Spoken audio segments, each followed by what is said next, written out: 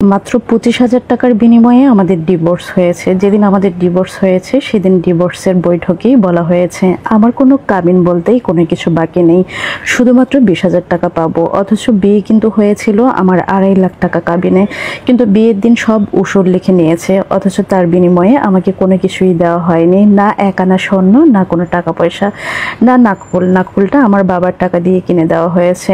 আর যে শাড়ি গহনা দেওয়া হয়েছে আমাকে, সেটা সবই ছিল ইমিটেশনের। শাড়িটা ছিল সস্তা, 1.5-2,000 টাকার মধ্যেই হবে। তাও আমার বাবা 50,000 টাকা দিয়েছিল, তার বিনিময়েই আমাকে এগুলা কিনে দেওয়া হয়েছিল। আমার বড় কোনো ভাই না থাকার কারণে বিয়ের দিন এগুলা নিয়ে আর কেউই তেমন একটা যাচাই বাছাই করেনি। বাবা একজন ছিলেন। আনুষ্ঠানিকভাবেই আমাদের বিয়েটা হয়েছে।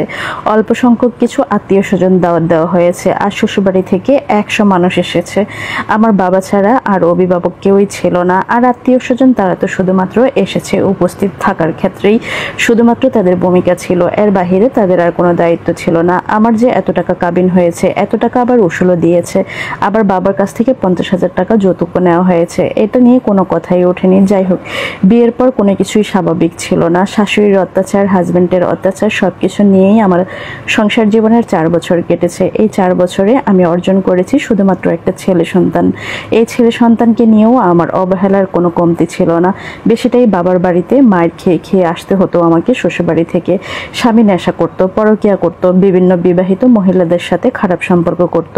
বিশেষ করে প্রবাস থাকে এরকম গরিব ঘরের এরকম বউ দেখে দেখেই তার অবৈধ সম্পর্ক তৈরি করত। প্রবাসীর বউ কিন্তু আর্থিকভাবে একটু গরিব, এরকম মানুষকে বোকা বানানো তার কাছে খুব সহজ ছিল। আমার হাজবেন্ড দেখতে শুনতে খারাপ ছিল না, যার কারণে যে কোনো মেয়েই পটে যেত, যে কোনো মহিলা বিশেষ করে পটে যেত। আর তারা প্রত্যেক মাসেই 1,000, 2,000, 5,000 টাকা করে আমার হাজবেন্ডকে দিত, আর সে এগুলো দিয়েই নেশা করতো। বাড়িতে ফিরে এসে আমাকে মারতো। আমাকে এই 4 বছরে বহুবার মুখে মুখে ডিভোর্স দিয়েছে, কিন্তু আমি কি করব? আমার বাবার তো আর্থিক অবস্থা এতটাও ভালো না, আর বিয়েতে আমার বাবার যৌতুক দিতে হয়েছে, অনেক মেহমান খাওয়াতে হয়েছে। তারপর আবার বিয়ের পর গর্ভবতী ফার্নিচার আমার বাবা সাধ্য মতো দিয়েছে। আমার বাবাই তো প্রায় নিঃস্ব, তারপরে আমার আরেকটা বোন আছে, ছোট 2টা ভাই আছে। আমার বাবার কতই বা ইনকাম, সেজন্যই সবকিছু মুখ বুঝে হজম করতাম। যাই হোক, দেখতে দেখতে আস্তে আস্তে আমার বিয়ের 4 বছর কেটে গেল। এই 4 বছর পর বুঝতে পারলাম আমার স্বামী আমাকে আসলে কোনো কিছুই দেয়নি। এই 4 বছরের দুঃখ কষ্ট গায়ে হাত তোলা ছাড়া। আর শাশুড়ি উঠতে বসতে ওনার পছন্দেই বিয়ে হয়েছে, তারপরও দোষ ধরতেন, নোংরা ভাষায় কথা বলতেন। ওনার ছেলে বাড়িতে আসলে বিশেষ করে অনেক বেশি চিৎকার চেঁচামেচি করতেন, সারাদিন আমার নামে অনেক নামি করতেন। আর আমার স্বামী সেগুলো বিশ্বাস করে আমার গায়ে হাত তুলতেন, অনেক মারতেন। মারতে মারতে আমাকে ধাক্কিয়ে ঘর থেকে বের করে দিতেন, মোটা লাঠি দিয়ে পিটাতেন। অনেক অসুস্থ হয়ে যেতাম, মা দৌড়ে আসতেন খবর পেয়ে, বাবাও আসতেন, কিন্তু কি করবে, চোখের পানি ফেলা ছাড়া তাদের করার কিছুই ছিল না। কারণ আমার আর একটা উপযুক্ত বোন ছিল, আমাকে ফিরিয়ে নিলে তাকে বিয়ে দিতে পারবে না, এমন দোহাই দিয়ে দিয়েই আমাকে এই বাড়িতে রেখে দিয়েছে। কিন্তু কিছু করার ছিল না। একটা সময় এসে আমার স্বামী বলেছে আমাকে আর সত্যি সত্যিই রাখবে না, কারণ সে একটা পরকীয়াতে এমনভাবে আসক্ত হয়ে গিয়েছে যে তাকে সে কমিটমেন্ট করেছে বিয়ে করবে।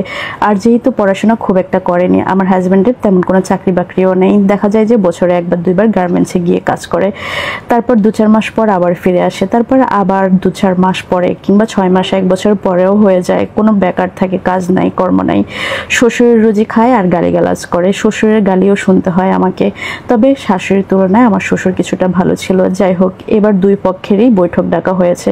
আমার শাশুড়িও আমাকে আর চায় না, আর আমার স্বামী তো আমাকে সহ্যই করতে পারে না।